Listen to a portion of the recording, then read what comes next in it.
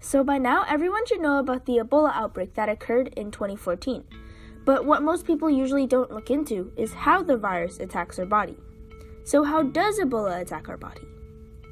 To start off, let's talk about where Ebola attacks first. Once it enters the body, it attacks the liver cells, the immune system cells, and the endothelial cells, cells that line the inside of the blood vessel.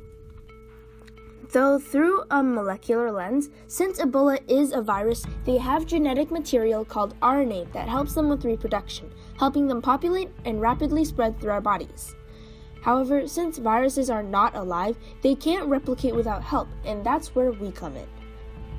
Our cells are considered their host cells, and Ebola hijacks our cells during the time our cells take in nutrients.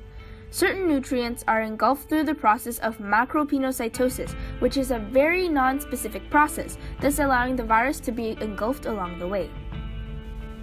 Inside the cell, Ebola replicates by using the cell's DNA replication machinery, either killing or causing the cell to malfunction during this process.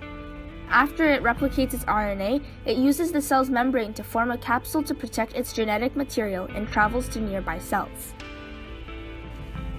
Now, if we zoom out a bit, we can see how cell-by-cell infections can become bodily symptoms.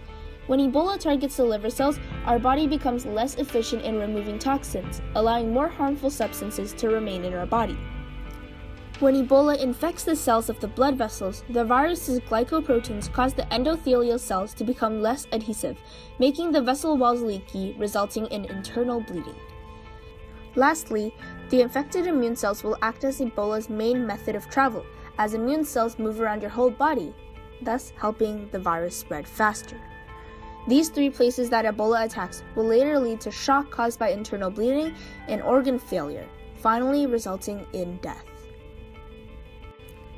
But before you go isolating yourself from society, there are currently very promising treatments that are being developed to cure Ebola.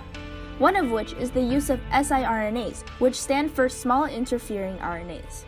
The siRNA can be created to stick to certain RNA sequences from Ebola. Once stuck onto the viral RNA, Ebola cannot replicate its genetic material, thus slowing their rate of reproduction.